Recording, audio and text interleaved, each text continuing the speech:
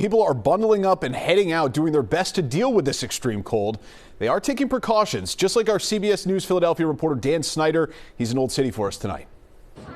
Ross, I am bundled up head to toe, but when it's this cold and that wind starts whipping, doesn't even matter. It is just nasty out here. Still, people are making their way out and they're finding ways to just deal with this bitter cold. My teeth are freezing, my eyes are cold. It is cold. It's very cold. Oh, it's nice and freezing cold, man. Even this bitter chill couldn't keep people inside on a Saturday night. Plenty of people were out getting dinner and drinks in Old City.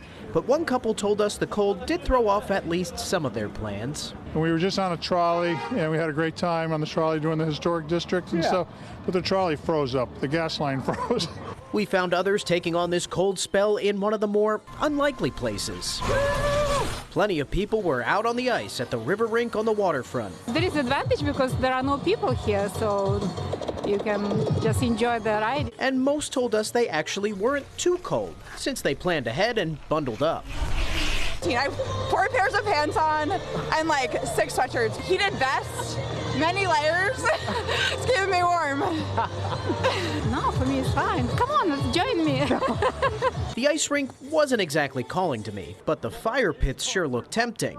Shane and his friends were tucked in close to one, but this cold was even knocking down a lot of that heat. For most of us, it's not working. It's all right. One of the biggest reasons for that, gusting winds that made it feel like it was in the negatives. While many told us they were handling the cold temperatures, that wind was just a little too much. Oh, it's terrible. And especially the water doesn't help either. It makes it worse. Awful. It's bad. Yeah, it's bad. It's biting. That's what I describe it as. Now, this biting cold is going to stick around through tonight and into tomorrow morning. So if you are heading out tomorrow morning, just remember, layer up, bundle up, find ways to stay warm.